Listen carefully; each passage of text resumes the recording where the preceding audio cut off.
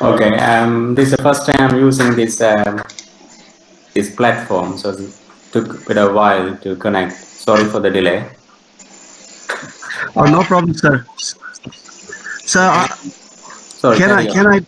can I can I begin the introduction part first before Yeah. you? Okay, sir. So, Tashi Dele and welcome to all. I'm your host, sitting from the Department of Health. Thank you to all the participants, first of all, for taking time to join with us today.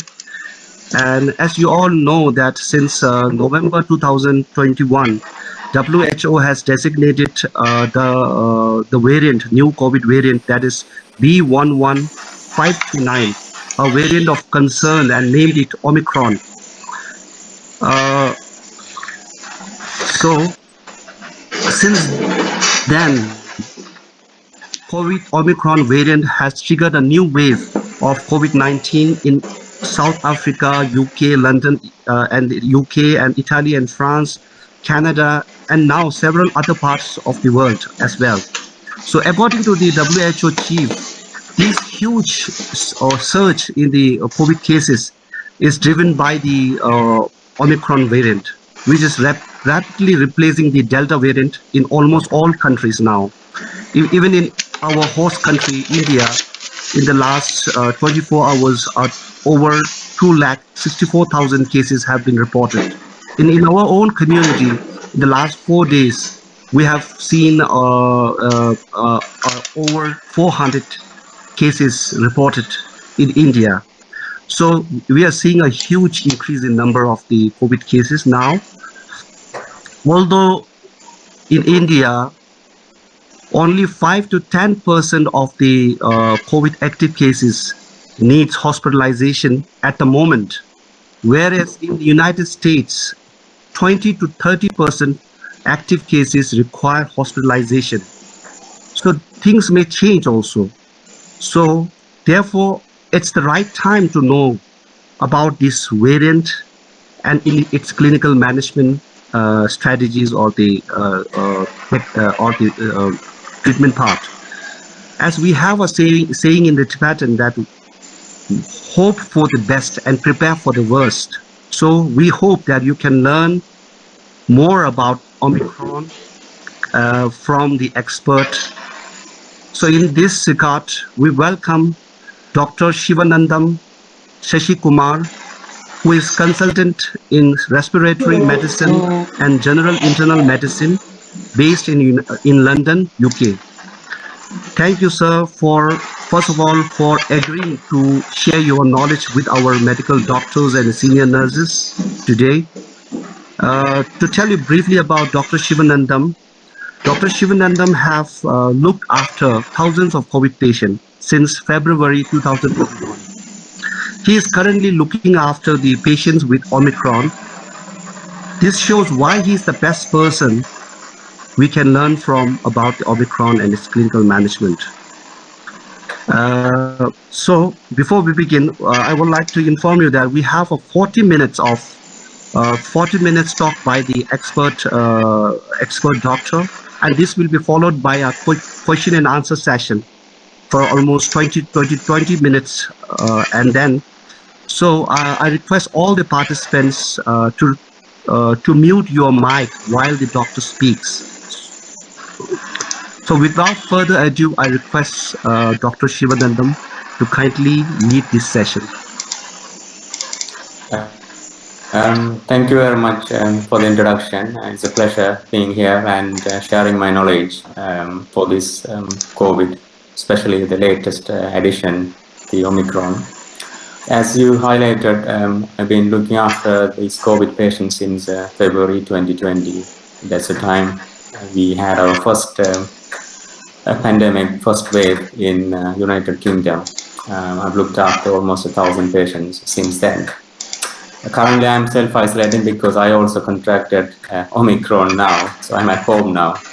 So probably I'm in a better place to explain to you about Omicron symptoms and how are we managing in United Kingdom. I hope that will help you guys managing the cases over there. So as you know that this is a new variant, and as you would expect any virus that will mutate over time, this particular Omicron has got various mutations in the spike protein. So it's originated in South Africa, or firstly identified in South Africa, now is spreading all through the world. The problem with this virus, because of the significant changes in the spike proteins, evades the human immune system easily, and very highly infectious, highly transmissible. But so far from the evidence, the good news is that it's less kind of virulent mutation compared to the, for an example, the Delta variant. In UK and most of the other Western countries now, this mutation actually is replaced the Delta variant. So we have got Omicron almost everywhere, especially in United Kingdom. So we are treating as an Omicron any patients with COVID now, because genome sequencing we can't do it for 100% of population, only for certain percentage, around 20% in UK. They are checking genome sequencing, and almost everything is now Omicron. So we are treating any new COVID cases as Omicron now, because it's replaced Delta variant. So because of the changes in the spike proteins, infects very easily. Even fully vaccinated patients or person infects. For an example, I had my booster as well, but I got it. So it's highly infectious. But if you look at the symptoms are like cold symptoms. So the typical of loss of taste, loss of smell, most of the time won't be there with Omicron. It's patients present with like cold. They can have a bit of fever, mild fever, cough, cold symptoms. That's most likely, until proven otherwise, is COVID infection. So you have to check them. They weren't present with the typical previous other variants like loss of taste or loss of smell. So this is different. And most of them are actually getting mild symptoms. So some of them, probably patients, may not even recognize they got COVID. So they can carry on with their normal activities. They can spread the infection as well. So the awareness is important to the public, that if you get any symptoms of cold, you need to actually look for and check for COVID infection, because this is just mild symptoms to start off with. Even though I mentioned that patients with previous vaccination are still getting it, but the important thing I need to highlight is that vaccination is preventing severe illness, hospitalization, and deaths. That's so far from even South African data, UK, US data shows that vaccination is preventing severe illness, hospitalization, and deaths. So still we have to encourage public to get their vaccination. That will protect them from severe illness and death.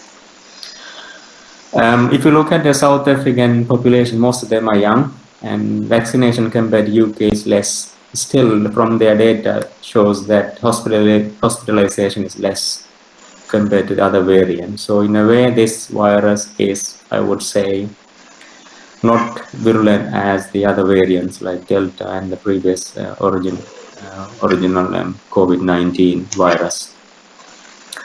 Apart from symptoms, I think the prevention, I said, vaccination is important. Otherwise, wearing the mask, and if possible, social distancing, hand hygiene. These are the basic stuff to try and prevent this viral infection. For the healthcare staff, I think we adopt the new approach now. We are wearing FFP3 mask if we are dealing with this any COVID patients. There's a new change in United Kingdom at the moment. We used to wear surgical mask in the non-aerosol generating areas. Now we are wearing FFP3 masks wherever we are going to see any COVID patients, irrespective of actually whether the aerosol generating procedure is going on or not. We are wearing FFP3 mask because this is highly infectious. So that's probably one of the recommendation I would say, but I'm not sure how your system's working and how accessible the FFP3 masks are in the healthcare settings in your region.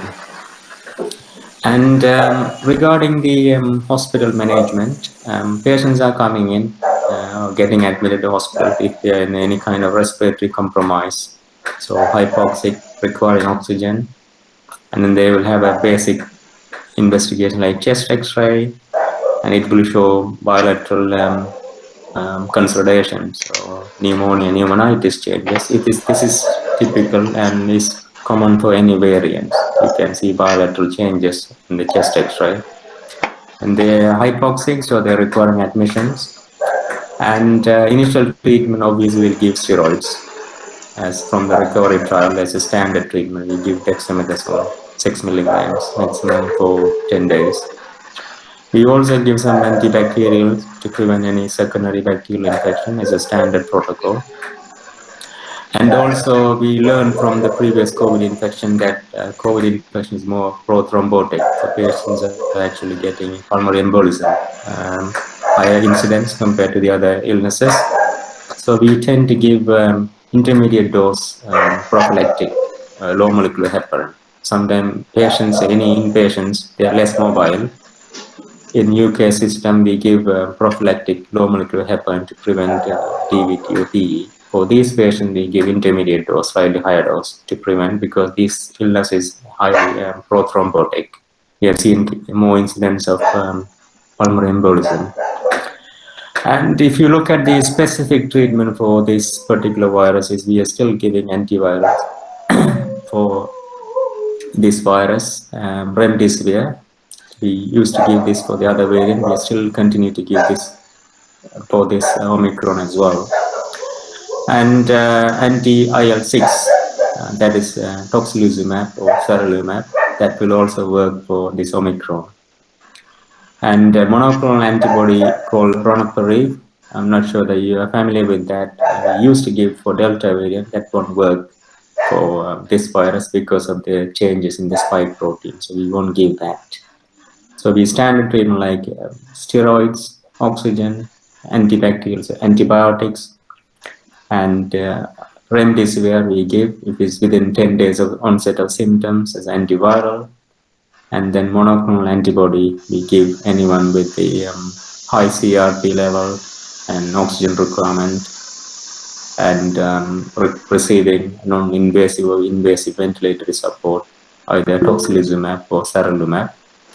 Especially for these anti-IL-6, we have to make sure that patients haven't got any active TB or diverticular disease or HIV, hepatitis.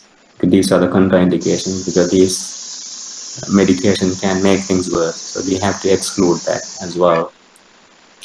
Apart from that, I think UK, there's some, for mild to moderate cases, recently they approved 2 new drugs. One is sotrovimab, it's a monoclonal antibody, and a new antiviral called molnupiravir. This is 2 new drugs. Actually, this is for the mild to moderate cases to use in a community.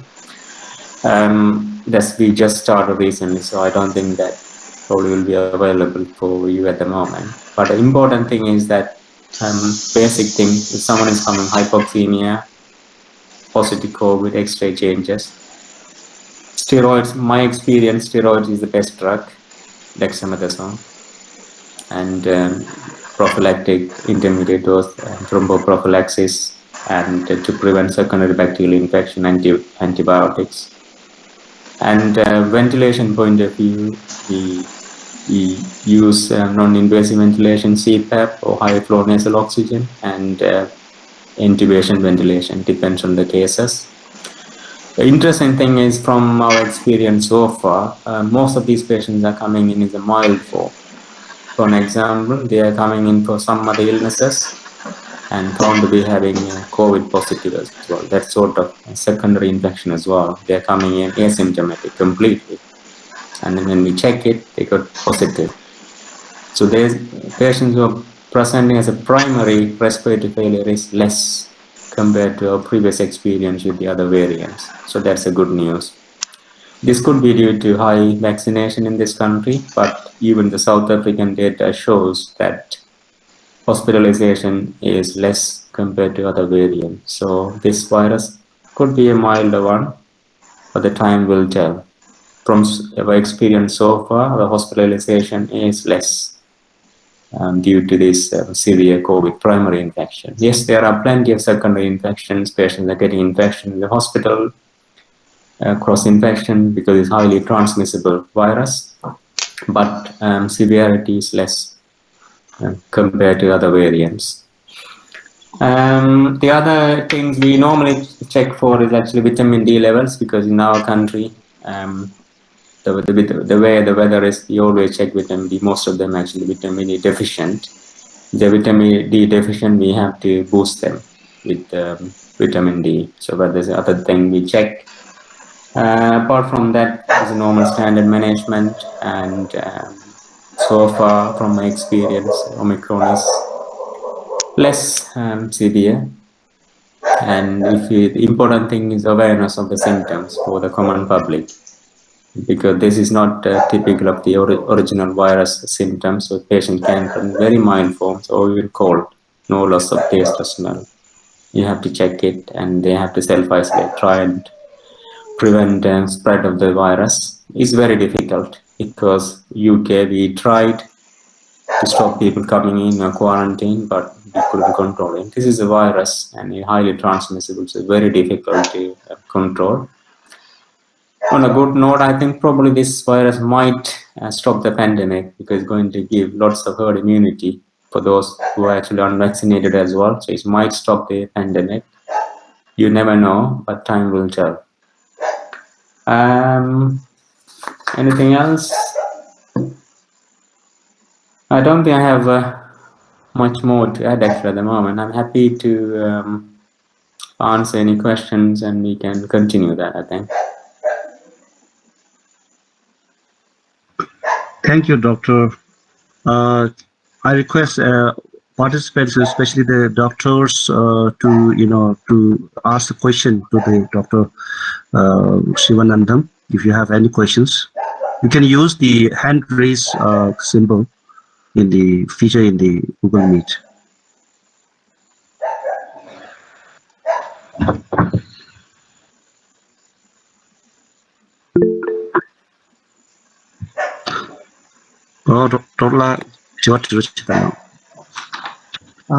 First of all, hello, Dr. Siva, and thank you so much for your kind information regarding the Omicron variant to all of us. And I do hope that you will recover very soon.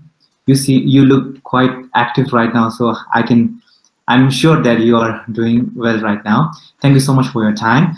I'm Dr. Tenzin, and I'm one of the medical officers working under the Department of Health, Central Tibetan Administration. So I have a question. I noticed that even in the pediatric cases and in the adolescents, there is a rise of D-dimer level. So according to you, like how often we need to check the D-dimer level in mild cases? I have one patient. He's 14 years old, type 1 diabetic, and his D-dimer was quite high. He is mild and he has very mild flu-like symptoms. So according to you, like how often do you check the blood markers, like inflammatory markers and D-dimer? And when is the time that you can say, oh, now after this, like there's no need to follow up to that patient? Thank you so much. Thank you for your questions. Yes, we do a kind of, any patients coming in with COVID, we do a cocktail of investigations that includes full blood count, CRP, vitamin D levels here especially, and we do ferritin, and we do D-dimer as well, because we notice that ferritin will go up, and vitamin D level we have to correct. Inflammatory markers will tell us whether it's inflammatory response or any bacterial infection. Sometimes we do procalcitonin as well.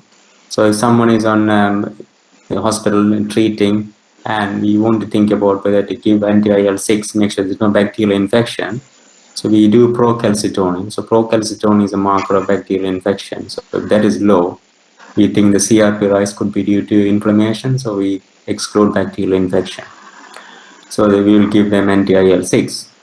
Regarding the D-dimer, is a good question. D-dimer normally goes up with COVID infection. So it's all kind of is a clinical actually correlation as well. If someone is coming with hypoxemia and the D-dimer is very high, and they are not responding to the treatment initially, then I would probably go for a CTPA to rule out pulmonary embolism. From our experience, anyone with a very high D-dimer, most of the time we picked up pulmonary embolism. So I would be very cautious, especially if someone CRP is responding nicely, but they are still hypoxic and the D-dimer is very high. Then probably I would do a CTPA to rule out pulmonary embolism, as from experience we know that this disease is more prothrombotic. And the last thing we do is miss pulmonary embolism. The interesting thing is that we do post-COVID follow-ups as well, and we picked up pulmonary embolism in post-COVID patients as well, because when they're coming in, they're hypoxic, but they're still breathless. Oxygen level is all right, still breathless, short of breath. We do D-dimer. The D-dimer is high, we do CTPA. We picked up a few cases of pulmonary embolism. So it depends on the clinical improvement. If someone is coming in, not getting better, still hypoxic, D-dimer is persistently high, I think we have to rule out pulmonary embolism. D-dimer, I know, is not that sensitive, but very high D-dimer, clinical picture, not getting better, I would exclude pulmonary embolism.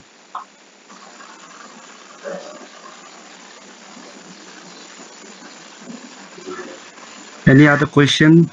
Chiwa yunatan or na sui na chiwa yunatan or na.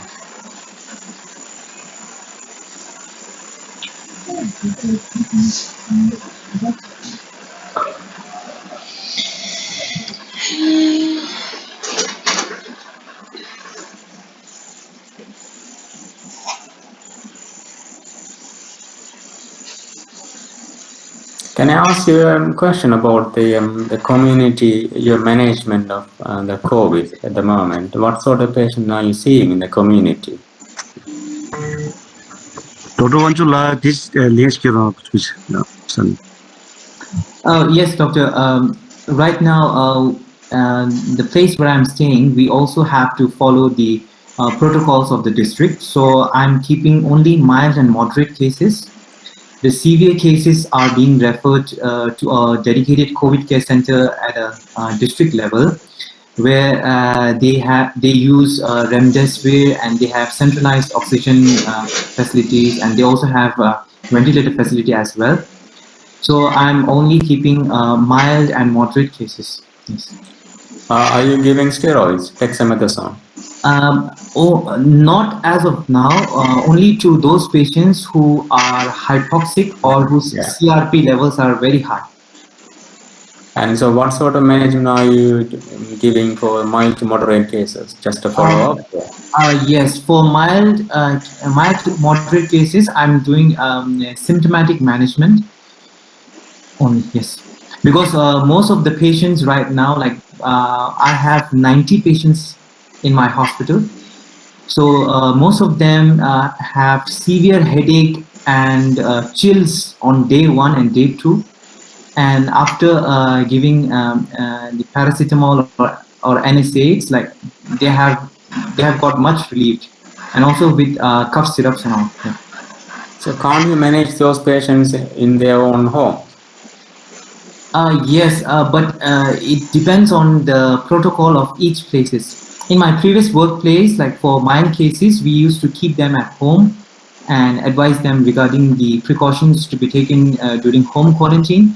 But the new hospital that I have joined, the protocol is such that all the positive cases have to be in the hospital or in a place where all the positive cases are pulled together. Yeah. Okay, because the way the Omicron is spreading, sometimes things might get worse. Touch wood, it won't. And you may struggle to manage everyone in the hospital settings. That's why I'm asking this question. Yes. And doctor, I would like to ask, like during the second wave. Hello. Sorry, carry on, sir. During the second wave, the government of India had made a guideline regarding the cocktail of medications for the treatment, which includes doxycycline, ivermectin. So, where do you think the cocktail stands right now in terms of Omicron? We don't use any of those. Only medication we give is dexamethasone. for hospitalized patients, and antibiotics we give amoxicillin and clarithromycin just to prevent secondary bacterial infection. I don't know where the evidence is from, but we give. And the other thing is remdesivir if the symptoms are within 10 days of confirmed COVID, and anti-IL-6 if the CRP is high, above 75, requiring oxygen. Those are the treatment we are giving. We used to give Ronapreve as a monoclonal antibody, but that won't work for Omicron. And then there's low molecular heparin. Okay. So, doctor, what about the mild cases there in London? Like, how do people manage at their home? Like, what do they do? They have to self-isolate like me. They have to stay at home. At the moment, I think they're changing the isolation period, reducing it to 5 days from Monday onwards. So you have to check your lateral flow for day 5 and 6. If it is negative, you can go back to work or whatever you do after 5 days. So the quarantine period is reduced because the way of infection is spreading and healthcare NHS is struggling everywhere. So people can't self-isolate for long. Used to be 10 days, now it's cut down to 7, now it's going to be 5. I think in the future we have to live with this COVID. It's like another flu. Okay. And what about your vaccination uptake in your region? Most of the people have got the 2 shots of Covishield vaccine, and recently the medical staff, there is a frontline workers and the people in the above 60 age group, they also got the booster shot, which is called precaution dose in India. Is that the Pfizer or is that? No, it's Covishield. So that is the Oxford vaccine, I think, yeah? AstraZeneca, yeah. AstraZeneca, yeah. Okay. Yeah. And India indigenous vaccine also, this called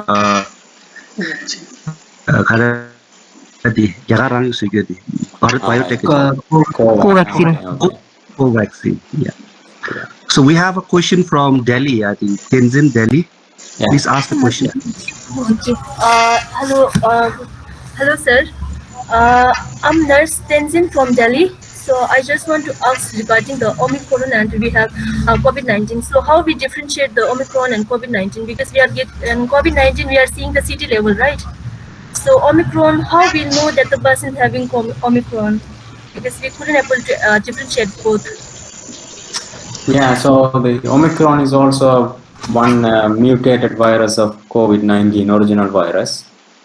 So as I mentioned earlier, before this mutation, the predominant variant was Delta variant. Now is Omicron variant. So the way it's spreading, the Omicron is actually overtaking the Delta. It's going to replace the Delta all over the world. How to differentiate? You have to do genome sequencing. So you have to check the virus genome sequencing. So the lab will do it. I think most of the country, they started doing the genome sequencing to find out whether this is a Delta variant Omicron. But otherwise, regarding the symptoms for Omicron is very mild, cold symptoms. And most of them actually don't have loss of taste or smell, the sort of symptom typical for other variant is not common. Because I am at the moment experiencing Omicron infection, so my taste and smell is fine. Just a cold symptom. So that's the commonest thing. And I'm sure that Omicron is going to overtake the Delta. It's going to be Omicron everywhere soon. So probably one point, I think in UK probably they might have stopped doing a genome sequencing because we know that this is all Omicron now. It's highly transmissible, highly infectious. That's why I suggested, if possible, all the healthcare staff to wear the FFP3 mask when you deal with COVID cases. Okay, sir. Thank you, sir. You're welcome.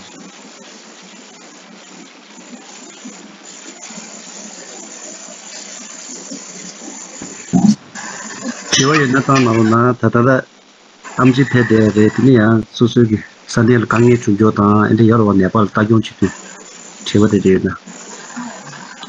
I just want to ask one question. Like, so far, we have got like most of the patients are in age group below 50. So, how is the patient, above the 50 age group respond to this Omicron virus? So most of them actually getting mild symptoms. Because from my experience in UK, most of them actually got booster vaccine as well, 3 doses of vaccination. So probably that's also actually preventing them getting severe illness or hospitalization. So touch wood, so far we are seeing patients with mild symptoms. Even they are coming to hospital, they are recovering nicely. Very few of them elderly with multiple comorbidities, they are dying, but the mortality is very much less compared to the previous experience. So in a way, this is probably this is some kind of a mild form of a virus from my experience so far. But given said that vaccination is good in UK, most of them actually got booster vaccine as well.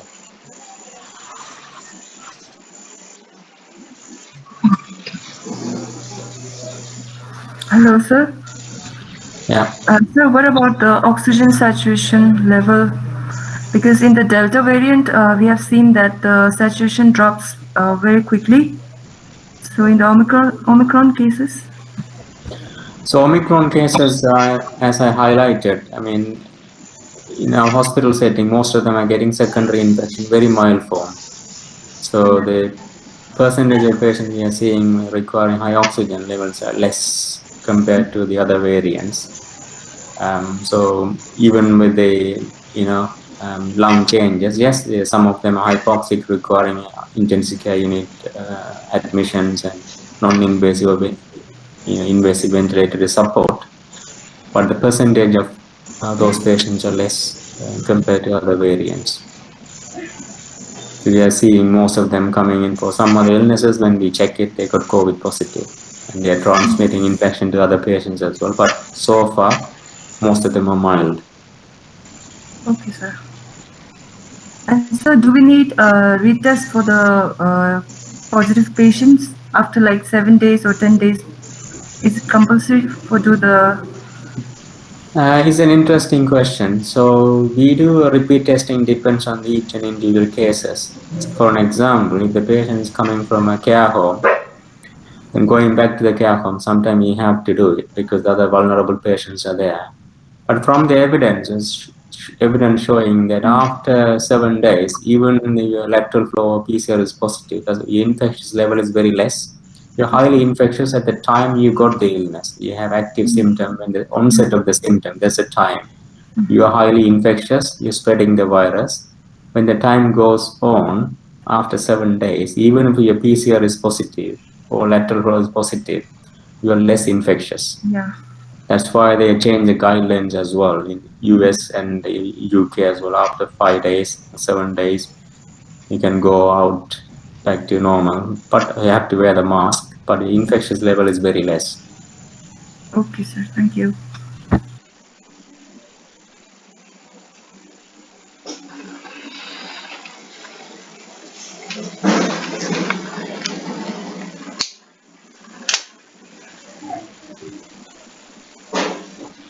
Any other questions?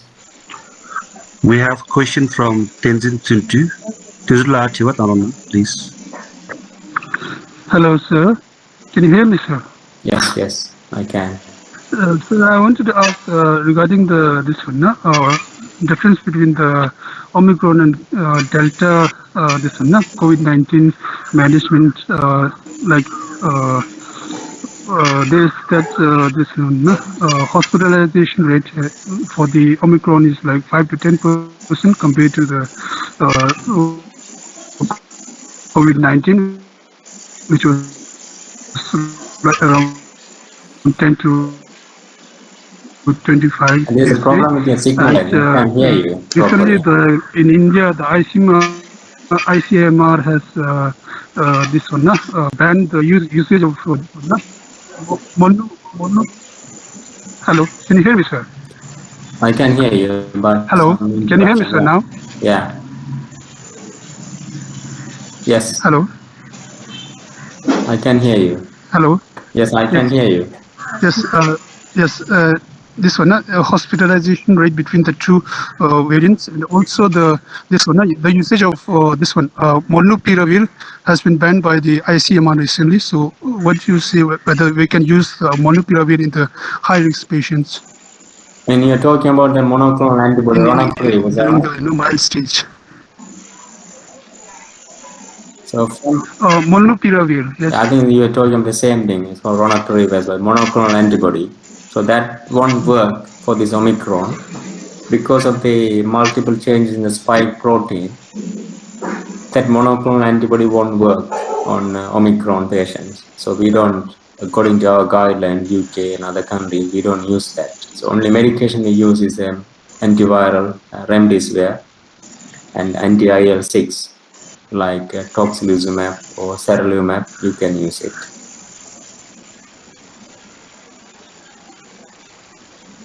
I hope I answered your question.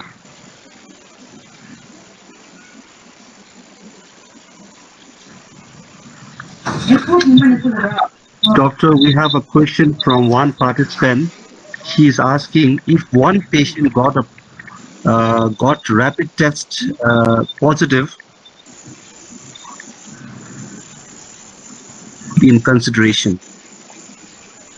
So any test can be a false positive or false negative. So there are a couple of things we need to look into. First of all, who did the test? How did they do the test? Whether the hospital setting or patient himself, herself did the test. That's important. You have to do the test properly. And then the sensitivity test also will vary, lateral flow or PCR. So lateral flow is antigen test. It can be sometimes a false negative. So I would stick with the PCR, but given said that, you have to be careful about the symptoms as well. So if someone is having symptoms like COVID and PCR is negative, but I would probably repeat the test as well. Don't rely on one test result. If the patient is having symptoms, they are suggestive of COVID, better to repeat the test because we have seen cases with false negative test as well. But things are much better. When we first encountered the COVID in 2020, we had lots of clinical diagnosis. PCR was negative, but we managed them. And afterwards, things improved a lot. So PCR was more and more sensitive nowadays.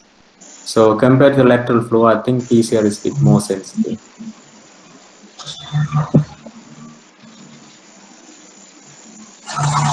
That's why even after positive PCR, we have to do, positive lateral flow, we have to do PCR as well to confirm in UK at the moment. But if lateral flow is positive, then most likely PCR is going to be positive as well. Thank you, doctor. Any other question from the participant? Any other question? Sir, so I just want to know what is the isolation protocol followed there, sir? Right now, like, why if a person is like positive for Omicron, so how long he have to self-isolate himself? So it varies, depends on where you live. So for an example, in US, they reduced to 5 days. In UK, up until Monday next week, 7 days. Okay. All depends on the infection rate and the healthcare system everywhere is struggling. So they are reducing the days of isolation. There's no hard and fast rule. So as I highlighted, you're less infectious after 5 to 7 days. So that's why even in the UK, they are reducing it to 5 days now. So we have to do a lateral flow test on day 5 and 6. If it's negative, then we can come out of isolation. So, and other countries at the moment, I think it's 10 days. Correct me if I am wrong. But your infection levels, you're less infectious when time goes on. Yes, so after 5 to 7 days, you're less infectious, even if you're positive PCR or lateral flow. Yes, sir. So for COVID-19, if a person becomes negative after getting infected with COVID-19, we still used to isolate that particular patient. So in this case, if a person becomes negative, the next day there's no need to fear of spreading the virus. Is that so, sir? Interesting to see you're checking the following day. We don't normally check the following day. So normally what will happen is we tend to check them according to the current guideline, day 5 and 6. We used to do day 6 and 7 a couple of months ago. So we don't normally check them again day 2 because if they got the symptoms, they're going to be infectious at least for 5 to 7 days. So we don't know point in checking it second day. The other thing is, as I said, and the lateral flow and things sometimes it can give you false negative results as well. So you have to be a bit cautious and who actually is done the test as well. You have to do the test, perform the test properly. So I wouldn't actually do the test again within day 2 because they're symptomatic, they're going to spread the infection. Yeah, so you mean to say even a person is negative, then there's still a chance of spreading the virus? I mean, negative means lateral flow or PCR? The rapid test. Rapid test is not that sensitive compared to the PCR. Okay. Especially within 5 days, I would still consider patient needs isolation. Oh, thank you, sir. Okay, thank you. Thank you. Please ask the question. Hello, sir. I have a question regarding testing protocol that you follow in UK. Because so far here in India, we test all the contacts, whether he is symptomatic or asymptomatic. But recently, ICMR has put a new guideline where they said that only comorbid contacts or symptomatic contacts should be tested. Otherwise, if a contact is healthy, they should not test for COVID. So, what do you think of this guideline, and what do you follow? So we change a lot in our guidelines because Omicron is now everywhere in UK. So if someone in a house living with someone else, they got positive results, and then we normally expect them to check the lateral flow, and if it is positive, then probably ask them to self-isolate. It also differs. And we don't tend to do PCR for everyone unless you got symptomatic and you have to do a PCR test. So it all varies, depends on where you live and how actually prevalent the disease is. Very difficult for me to say at the moment what sort of guidelines you are following. But the important thing is that anyone symptomatic, especially those who are immunocompromised, they have to have their PCR test done and they have to isolate and make sure that they are being followed up because they can get worse. So probably that's kind of my basic suggestion actually. It depends on their symptoms and their vulnerability as well is important. Okay, sir. So if the patient is healthy, should he test or not? I mean, so far we do if the test. patient is still healthy, but they are having symptoms, they have to test. Okay, so if they no have symptoms, to self-isolate. Because otherwise they're going to spread the virus. Okay, sir. Because for an example, I got symptoms. So I have to test it, I have to self-isolate. Otherwise I'm going to spread the virus. So what about those asymptomatic contact patients, should follow the same protocol, like they have to undergo the testing? It's very difficult for me to say at the moment. Each area is different. So if someone got a contact and you're trying to control the disease, and you have to check those individuals and ask them to self-isolate. But if this infection is out of control, it's everywhere in the community, it's going to be very difficult. So that is a key thing. In UK, we can't do that because the infection is everywhere. So we're only checking who are actually symptomatic. In your region, probably you may have to because you don't have that many cases. So if you have a contact they're still asymptomatic, you have to check it and ask them to self-isolate. There's a way you can try and control the disease. Thank you, doctor. So we have one more question from one of the participants. She is asking, she got a 2 dose of the Covishield vaccine. Plus, recently she contracted the virus and became this COVID positive. Do we need to take the booster shot also after this? So how long ago she contracted COVID? Teshila, can you answer that? Teshidomala, 5 months. 5 months. She's saying 5 months. Yeah, so 5 months mean probably is not Omicron, probably Delta.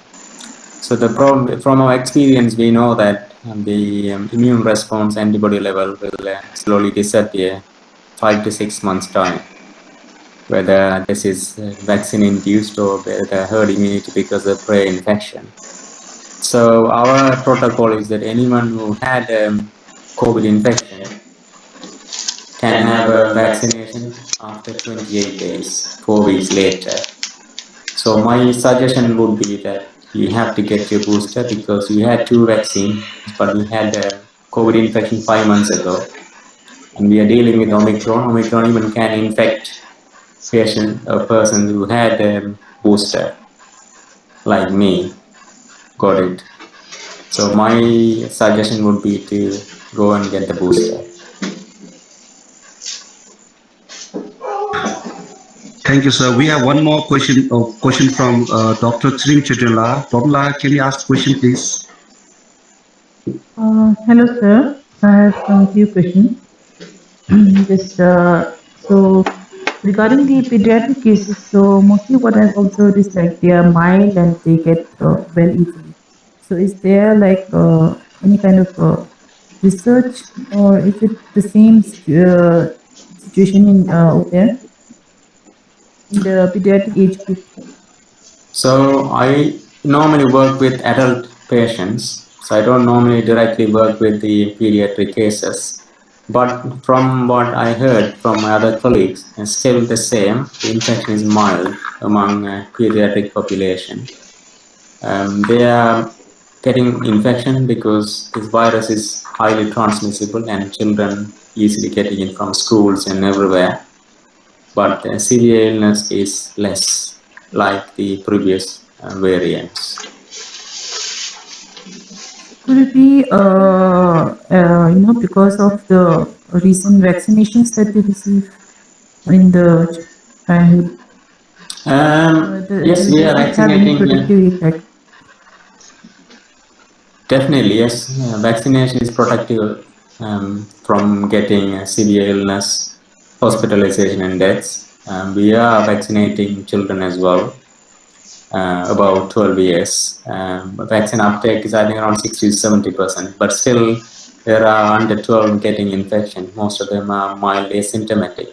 Yes, vaccine is protective, but overall in pediatric population the severity of the illness is still less. So that's the good news. Even with the other variants, the severity is less. Same for Omicron as well. Yes, but with the recent wave, what I've seen is now currently I'm having mostly pediatric patients.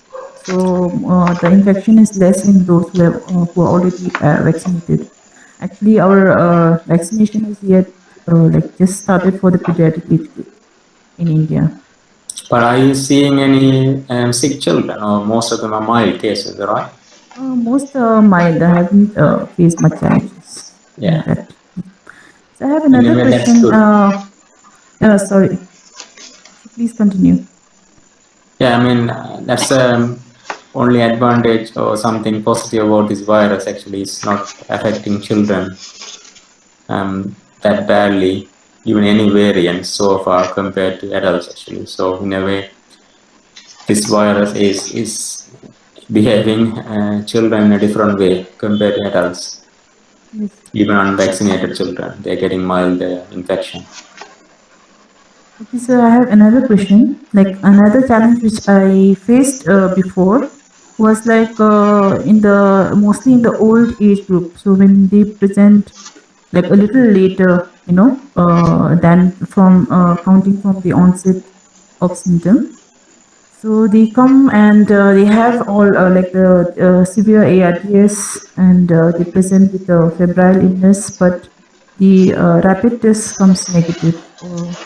So at that point of time, is there any kind of helpful, diagnostic tool to help diagnose whether it is a COVID or not? Usually, I have treated them empirically because with the high, high suspicion of exposure to COVID. So rapid test means a lateral flow antigen test, or you are talking about PCR? Yes. Antigen, yeah. Yes. So I think COVID PCR is more sensitive than lateral flow. Do you have facility to check the PCR? Yes, but actually at that time, it becomes a little difficult to move the patient. They are in very emergency kind of situation. So usually Yeah, I don't. Sometimes I do make request for them to come here from the government. But if you but I have tested what it came negative. But I had treated it empirically. So in that case, there are CT scan is also a little difficult to again we have to move the patient. And what about chest X-ray? Chest X-ray, yeah, very much involvement of all the typical COVID reading. Bilateral So in that case, I have treated them, keeping them in on a separate isolation area. But I just wanted to know, is there any other diagnostic tool to confirm in such cases? No.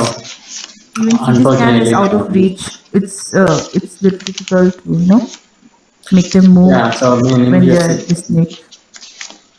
Yeah, I agree. I mean, the thing is that we had similar kind of issues during the first wave. I would say in February, March, April 2020, when we were dealing with first surge of COVID-19 in UK. So that time even our PCR wasn't that sensitive. So we treated patients empirically, so clinical COVID. So typical presentation, typical X-ray changes, bilateral consolidation, haziness, start in the lower lobes and goes up. Hypoxemia, if you look at the ferritin level is high, D-dimer is high, lymphopenic, hypoxic, so we treat them empirically. So we have to treat them. There's no other way. But we also gave them antibodies as well in case if it is a bacterial infection.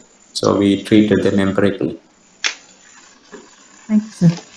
So I have again two more questions regarding the baricitinib, use of baricitinib in COVID-19 infection. What is it? The baricitinib.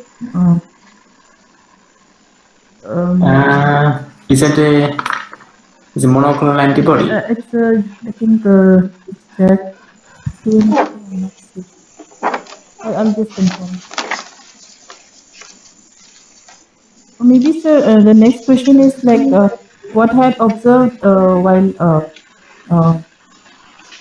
clinically, examining the patient. I had like the therapist is usually like like gravity dependent kind of. So is it? So can you please explain the pathology? Is it because of the fluid or? So it's a cytokine storm causing inflammation.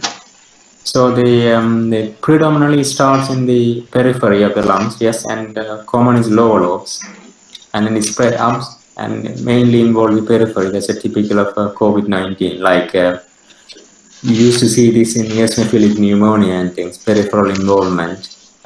So normally starts in the lower lobes and then goes up, and that's the initial thing. And then initially, if you look at the CT scan, you normally see kind of a ground glass changes. And then they develop consolidation like organizing pneumonia, and in later stage they develop fibrosis. This is a kind of sequelae of disease. We see patients with lung fibrosis in the post-COVID clinic after a period of time. So initial changes are more ground glass changes and then consolidation because of the inflammation, not fluid. more of an inflammation, cytokine-driven inflammation. So pneumonitis changes. And when you examine, you can hear crackles. Most of the patients. Regarding that, I had the question like whenever the patient is sleep, if the patient is sleeping on the left, I usually hear the crepitus more on the west, the side where they have slept. So I was just curious about what is that exact like the. It's just a pneumonitis inflammation. The other thing actually we tend to do is actually prone them. Proning is important. So because of the way of a peripheral involvement, proning will improve the oxygenation. So basic thing we do even in the hospital wards and ITU settings. Encourage patient to sleep on their tummy, the front, proning. That will help the oxygenation. They do in ventilated patients as well in ITU settings. You ask the patients to do with the oxygen mask on or even the high flow nasal to self-prone them. That will also improve their oxygenation. The way the disease involves the lungs, the proning will help the oxygenation. So we even ask a patient to self-prone. So my last question, regarding the use of remdesivir, like in case where there's a suspicion of like acute kidney injury or something like that, where there's a diminished, kidney function. So do we recommend in case if the EGFR is less than 30? Usually it is not recommended, but yeah, it's a contraindication, isn't it? So you have to be careful about renal and liver function. So we have to be careful about that as well. Yeah. So can we give remdesivir in case if there's again a kidney function derangement? So if it is a EGFR is worse, we don't normally give. It's a contraindication. Okay. So then, in case if there's an active infection, then how do we manage such case? Like if it's presenting with a severe infection and with a kidney injury. So the other option is to see whether a patient may be dehydrated, maybe some intravenous fluids and things that helps, and then follow up in the 24 hours that things might improve. Maybe short AK, acute kidney injury, and patient may be suitable in the next 24 hours. I think close monitoring, repeat bloods, the initial management would be helpful.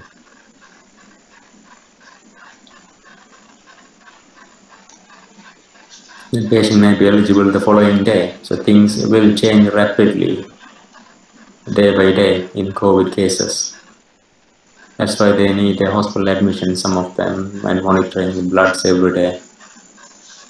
So the earlier question was Janus kinase inhibitor, that baricitinib. I'm not familiar with that one. We don't use it in UK. If you send me a message, I can have a look, but I'm not familiar with that one. I'm sorry. Olumiant. Okay, sir. Janus kinase inhibitor. Okay, what sort of patient do you use that? In case of severe COVID infection, if it is not yet responding with the high dose steroid, I mean the intermediate dose steroid. So usually we add that along with the It could be an anti-IL-6, as I said, tocilizumab or in a similar saralimab. line, but it is not targeting the IL-6. It's a Janus kinase inhibitor, usually used for anti-rheumatic drug, I think, sir. Okay, I'm not familiar with that one. I'm sorry. Okay. But we use only anti-IL-6, tocilizumab or saralimab in UK. So Because of the recovery trial. Thank you so much for your time and all the answers. Thank you. You're welcome. Doctor, I think we have one more question from one participant. She's asking, since for age below 15, we don't have vaccination. Do the flu vaccine help them against the COVID? Not really, as far as I know. Two different type of viruses. This is COVID-19, and that was different flu viruses. So the vaccine is totally different. So it won't protect them from getting COVID-19, unfortunately. Oh. Any other question?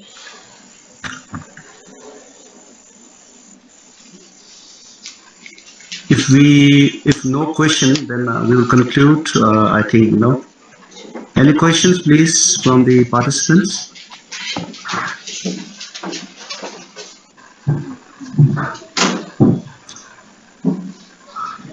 Okay. So, So how long do they stay contagious after becoming positive with the Omicron? Sorry, can you please repeat the question? How long a person stays contagious after getting infected? So it varies. So as I mentioned earlier, the guidelines are changing. So we expecting now after 5 to 7 days, they are less infectious, especially if the lateral flow is negative or COVID PCR is negative. Then isolation period ends in UK 5 days from Monday onwards. It was 7 days before. So it means that they are less infectious after 5 to 7 days. But obviously, everyone has to wear the mask and things.